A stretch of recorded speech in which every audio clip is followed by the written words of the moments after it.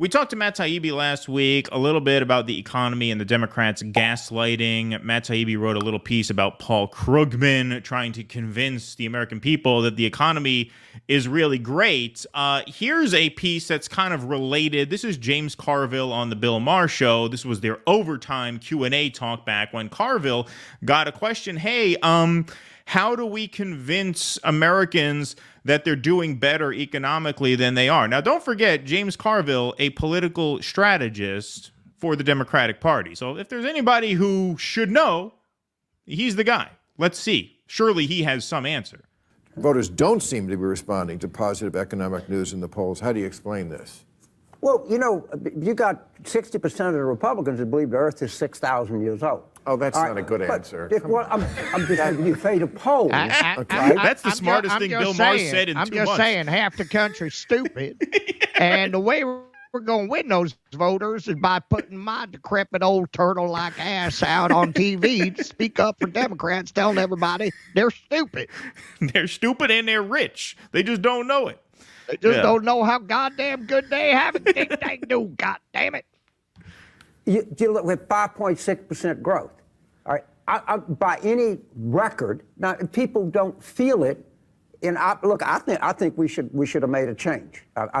You and I agree on that. And I don't know how much of it is that they can't see beyond the president. I mean, the cost of living has. When he says we should have made a change, I think he means that the Democrats should have swapped Biden out, because he says you and I agree on that. Because Bill Maher said that Biden should step down earlier. So when he says, I think we should have made a change, you and I agree on that, but people can't see beyond the president, that means I think Carville is one of these Democratic insiders who was trying to talk some sense into Biden's inner circle. Hey, this guy can't do it. I mean, that makes sense. That makes sense. These guys, especially given his answer here, it makes sense. Well, these guys like Carville see themselves as these pragmatic Machiavellians. Right. So, yeah, one would think he would see the obvious that Biden is a losing proposition. Yeah, indeed. Has hurt people, but you just can't look at this economy and go out and say this is a bad economy. That's impossible. But that's not really what you want to tell the voters. Well, but I'm not running for office, Bill. I'm answering a question on a television show. If I wasn't answering the same way, the reason why you're on a television show is because you're a known strategist. So we're asking for your strategy, and your strategy seems to be to tell the voters you don't know what you're talking about. Well, and I don't think that's a good way to get elected. And I'm not a strategist. I would not say that. So what would you say? You're on television right now. You're on TV. You're not in your living room here. They're asking this is for just your between opinion. me, as a strategist, you're on TV. Yeah, this is between me, you, your audience, anybody who decides to clip this for YouTube or X. But I wouldn't. We're not going to tell the dumb ones. Yeah, we're just talking here. You know, I wouldn't say this to anybody who could hear it. You know, we're just jawboning. We're just jawboning. You just said it to me. But he's not running for office. I mean, look at the sweatshirt. People, here's what I think it is. People, the things that, like, you can cite the statistics, and yes, inflation is going down, it's going in the right direction. But the things that people buy every day, the rate of inflation is going down. When they say inflation is going down, I mean that may be a technically correct term if the rate is going down. Right. But the rate of inflation is going down, but prices are still going up. Right. They're not going to turn around and lower the prices. Right. No, you can't fill a grocery bag for less than $80. It's just unbelievable. Absolutely unbelievable. Country, bullets, eggs, gas. Gas is down. Not here. I'm just telling you, the price of gas. Yes, we produce more. I'm telling you, the price of gas is only double what it was before COVID. Yeah, right. Yeah, exactly. Why don't you feel rich, you dumb fucks? Yeah, right. Than we ever have in history. Anywhere. We pump more oil in Saudi Arabia. All right, just so you know that. But if you ask people, do you think that the Democrats and Biden is, oh yeah, of course he is, 100%. The fact that people believe something doesn't make it a fact. There's a big story in the Wall Street Journal today. The crime rate has dropped significantly. try to argue with someone, but the crimes per 100,000, I think, was 738, and you're down to 362 or 738 when you took office, which was in the middle of an apocalyptic lockdown. Yes, crime went up at that point. Like, it's just incredible how he has nothing. And like Bill Maher says, this is the Democratic strategist, right? This is the guy whose job it is to spin. But this is why I said in 2020, and, we're going to do a little bit of Bernie Sanders talk later in the show, for everything he turned out to be, that 2020 primary was really the last chance to do anything about the inevitable collapse of this country. And this is exactly why I called it back then.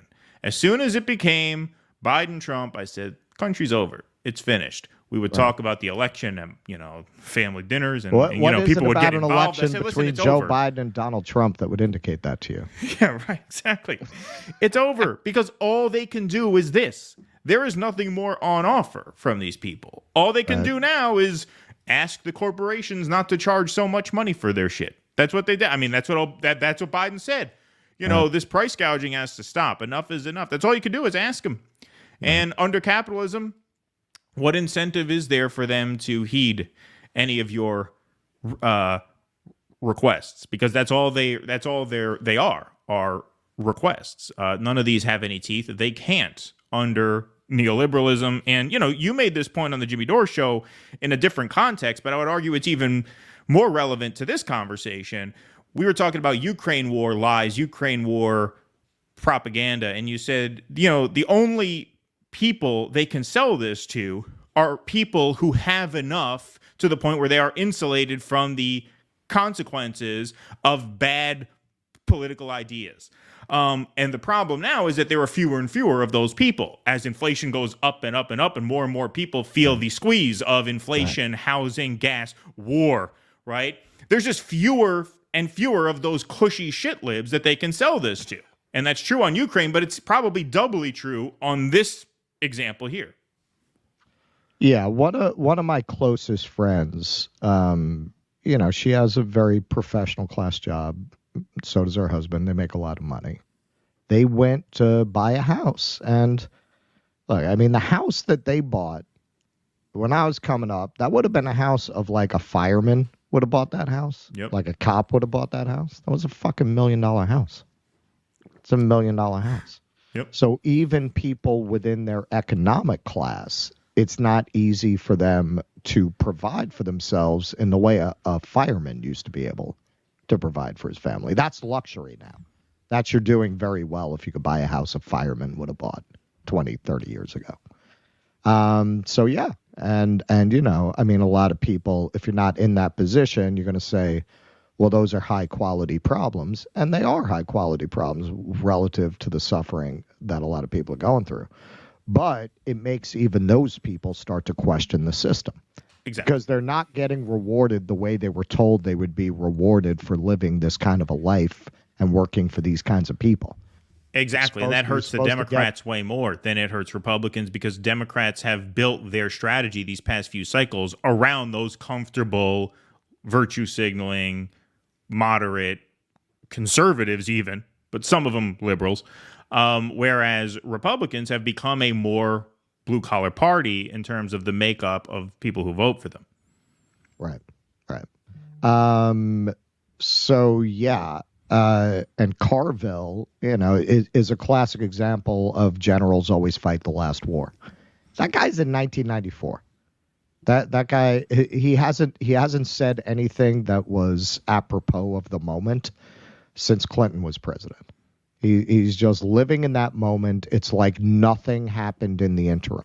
He just wants to present that same hard-bitten, what would have passed as a, hard, practical political realities.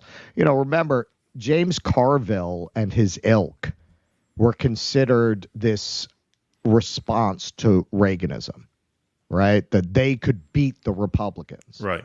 But what nobody really asked was at what cost? By becoming Republicans? Right, yeah, exactly. Like, did you beat them if you become them? And, you know, I mean, that's where he's coming from today.